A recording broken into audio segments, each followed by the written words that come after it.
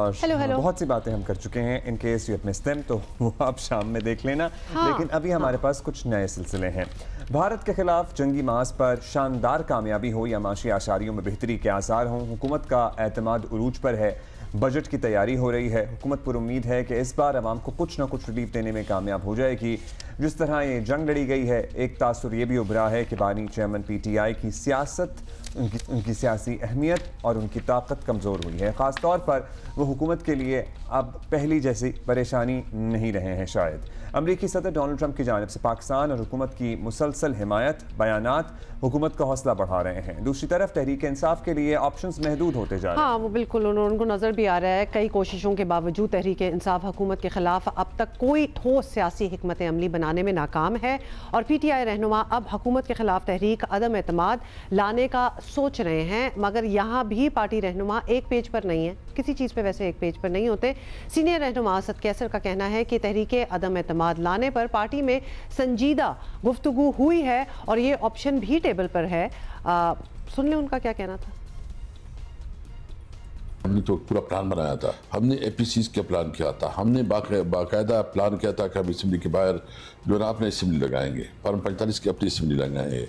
हमने जो है अदम एतमाद के ऊपर भी काफ़ी डिस्कशन हुई थी, एक संजीदा गुफ्तगू हुई थी। और चूँकि हमारा पहला इवेंट जो था, हम जा रहे थे लाहौर, उसी दिन ही हमला हुआ।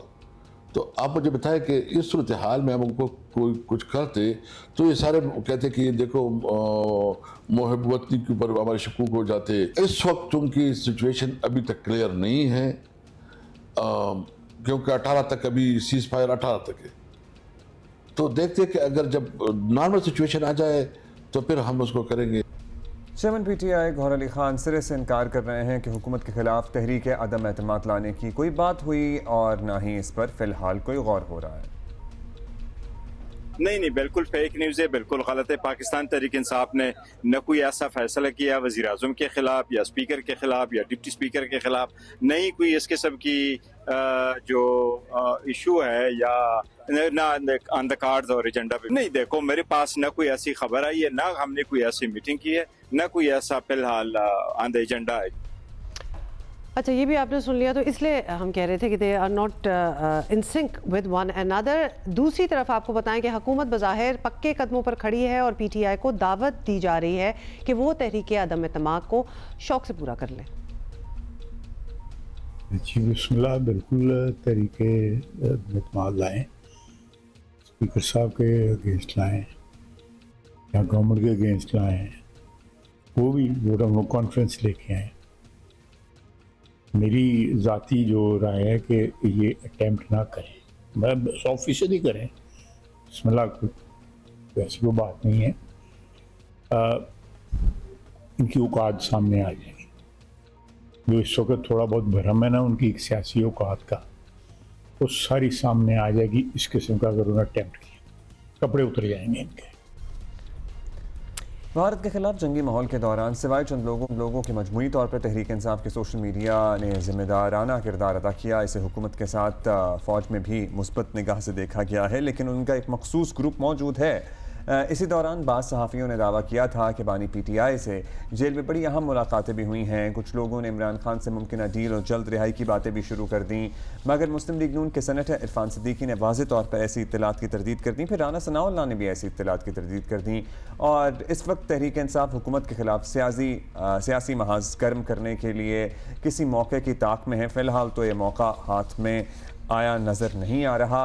हाँ, अगर बजट में आवाम को कोई रिलीफ ना मिला तो फिर तहरीक इंसाफ को सर्टनली एहतजाज का कोई मौका मिल सकता है। अच्छा, इसमें हम बात करेंगे because we want to know more. और हमें सेनेटर इरफान सिद्दीकी साहब ने ज्वाइन किया है, रहनुमा मुस्लिम लीग नून है। सेनेटर साहब, क्या हाल है आपका?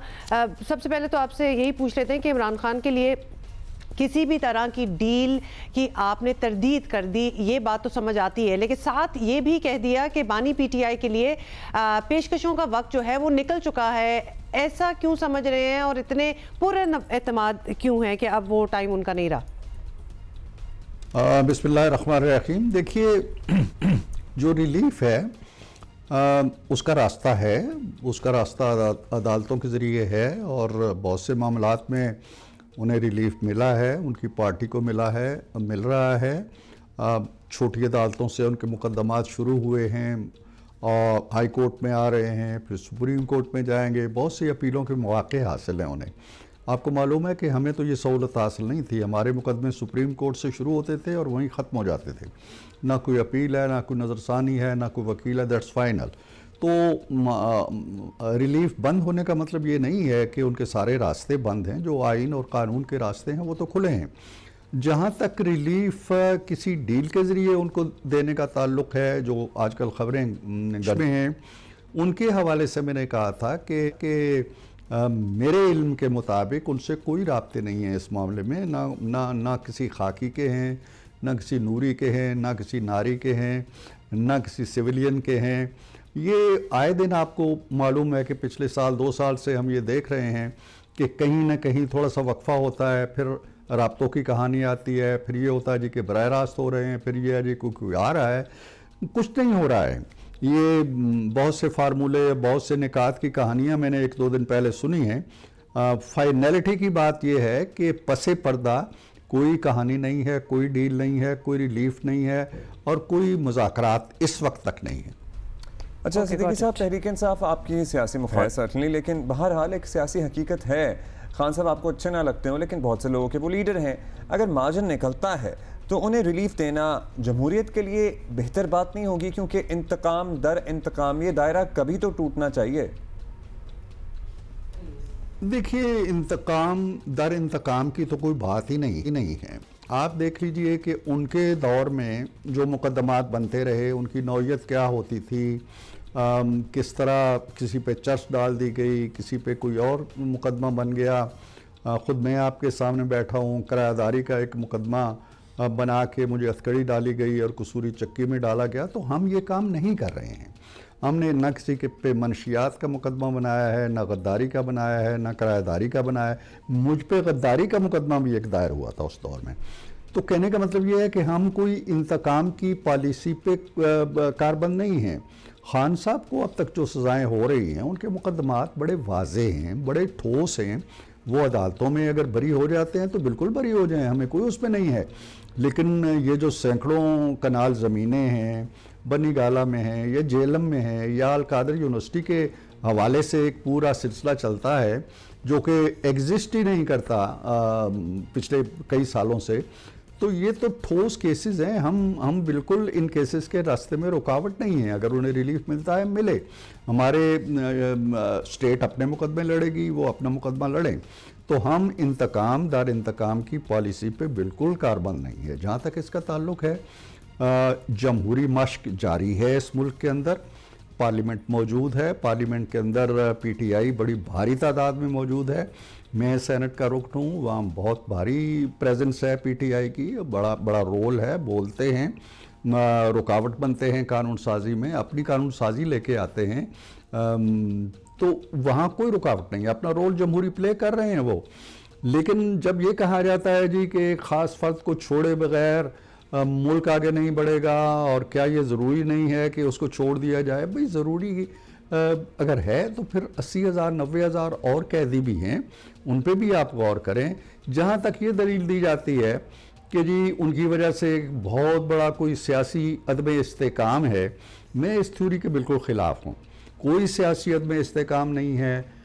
चारों सूबाई हुकूमतें काम कर रही हैं, आज़ाद कश्मीर, गिलगित बल्तिस्तान की हुकूमतें काम कर रही हैं, वफाकी हुकूमत काम कर रही है, फ़ौज है, पुलिस है, इदारे हैं, सब अपनी अदालतें हैं, सब काम कर रहे हैं अपनी।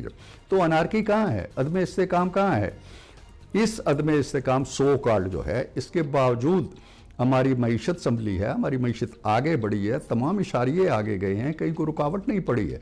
इसी अदम इस्तेकाम के बावजूद हमने अपनी तारीख की पहली जंग ऐसी लड़ी है जिसमें बिल्कुल रोशन, वाज़े, दो टोक, हतमी और मुसल्लिमा फतह हमें हासिल हुई है, कामयाबी हासिल हुई है अल्लाह के फजल करम से। सो मुल्क अपनी बैरूनी दिफा और सलामती के हवाले से भी अल्लाह के फजल करम से मुस्तहकम खड़ा है, जो इकानमी है उसके लिहाज से भी आगे बढ़ रहा है। तो अदम इस्तेकाम किस चीज़ का नाम है? वो अदम इस्तेकाम हमारे रास्ते की रुकावट क्यों नहीं बना? अब क्यों नहीं बना? मईशत में क्यों नहीं बना? लिहाजा अब ये थ्योरी पुरानी हो गई है। पीटीआई के फॉलोअर्स को अब ये देखना चाहिए कि मुल्क आगे आ गया है, एक नया मंजरनामा तलू हुआ है।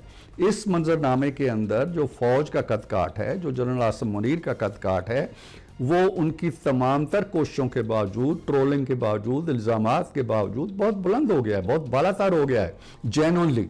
लिहाजा उन्हें यह हकीकत भी माननी चाहिए, यह हकीकत भी माननी चाहिए कि कोई ट्रंप, कोई कांग्रेसमैन, कोई किसी पार्लियामेंट का रुकन, कोई IMF, कोई इदारा उनकी मदद के लिए तैयार नहीं है।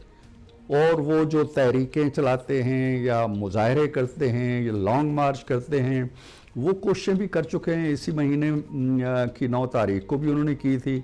9 मई के बाद फिर 10 मई आया और 10 मई ने सारा मंजरनामा बदल दिया है। अब पीटीआई के लिए बेहतर रास्ता यही है कि वो इस मंजरनामे के मुताबिक पॉलिसियाँ वज़ा करें। सेनेटर साहब, एक और रास्ता भी है, क्योंकि ऑब्वियसली जिस तरह के आपने गिनवाई दिया कि ऑप्शंस बड़े कम रह गए हैं उनके पास, तो तहरीक इंसाफ अब तहरीक अदम एतमाद लाने का ऐलान जो है वो कर रही है।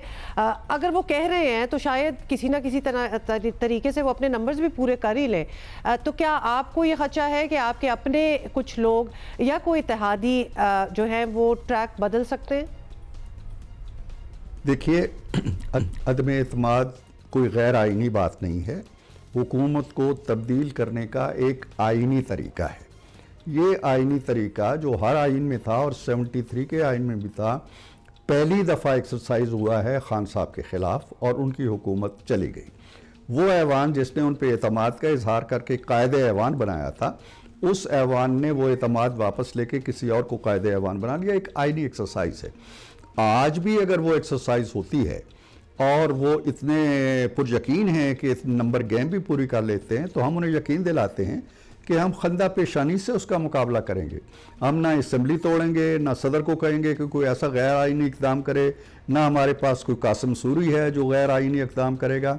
हम आइन कानून के मुताबिक आगे बढ़ेंगे। लेकिन मैं एक चीज़ वाज़े कर दूँ कि जिस तरह और बहुत से ख्वाब हैं और जिस तरह और बहुत से सुराब हैं, ये भी एक ख्वाब है, एक सुराब है। कोई अदम एतमाद की बात नहीं। क्यों होगी अदम एतमाद? इसलिए कि मुल्क आगे बढ़ रहा है, मुल्क तरक्की कर रहा है, मुल्क ने अपनी तारीख की सबसे बड़ी फतह हासिल की है। तो वही अदम एतमाद। इस पर तो मेरा ख्याल ये है कि जो लोग हुकूमत के दूसरी तरफ भी खड़े थे, वो भी सोचने पर मजबूर हैं कि हम इस हुकूमत के खिलाफ क्यों चलेंगे। सर, एक और इशू भी है जिस पे भी आपकी राय बड़ी अहम होगी। आप हुकूमत का भी हिस्सा हैं और ख़ास तौर पर मियां नवाज शरीफ से भी मुसलसल राब्ते में रहते हैं, बड़े इन्फॉर्म्ड आदमी हैं। तो क्या हुकूमत में किसी सतह पर यह शक है कि मुँह की खाने के बाद भी इंडिया फिर कोई शरारत कर सकता है? ख़तरा है, खदशा है? ये देखिए, बड़ा अच्छा सवाल किया आपने। ये खदशा बहरहाल मौजूद है, इसलिए कि जिस शख्स से हमें पाला पड़ा है, मोदी से, और जो अब जिसकी क़यादत को अब कोई 10वां साल हो गया है, 10-11 बरस से उसने हिंदुस्तान का चेहरा बदल दिया है। अब ना वो सेकुलर हिंदुस्तान है, भारत है, ना उसमें कोई इंसानी हकूक़ की कदर व कीमत है, ना वहाँ पे मुख्तलिफ़ अक़लियतें जो हैं उनकी ज़िंदगी है। मकबूजा कश्मीर को तो आप एक तरफ रखिए, तो ना ये मनमोहन का पाकिस्तान रह गया, ना वाजपेयी का रह गया, ना नेहरू का रह गया। ये एक मुख्तलिफ़ किस्म का भारत बन चुका है।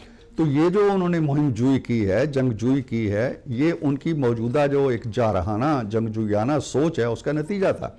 और उन्होंने मुंह की खाई है। हमने सब्र किया, तहम्मुल किया, उन्हें बताया कि ऐसा ना करें, और उसके बाद हमने कहा जी ठीक है, आपने कर लिया तो अब हम करने जा रहे हैं। 3 घंटे 35 मिनट के अंदर वो उनका बुरकस निकल गया और उन्होंने राब्ता किया अमेरिका से कि हमारे लिए जंगबंदी कराएं। तो ये तो हक़ाइक़ हैं ज़मीनी। उन्हें सोचना होगा। उन्हें सियासी शिकस्त भी हुई है, उन्हें अस्करी शिकस्त भी हुई है, उन्हें सफारती शिकस्त भी हुई है। हमारे साथ बहुत से ममालिक खड़े थे, उसके साथ कोई मुल्क नहीं खड़ा था। इसराइल का असला ज़रूर मिला उसको, लेकिन कोई सफारती सतह पे कोई मुल्क उसके कंधे से कंधा मिला के नहीं खड़ा था।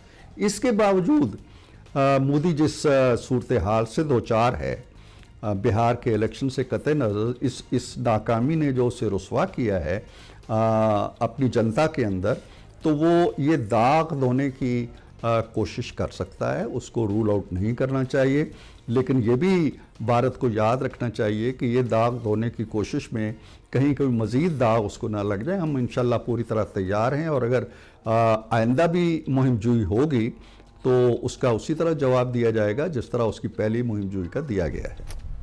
गॉट इट, बहुत बहुत शुक्रिया सेनेटर इरफान सिद्दीकी।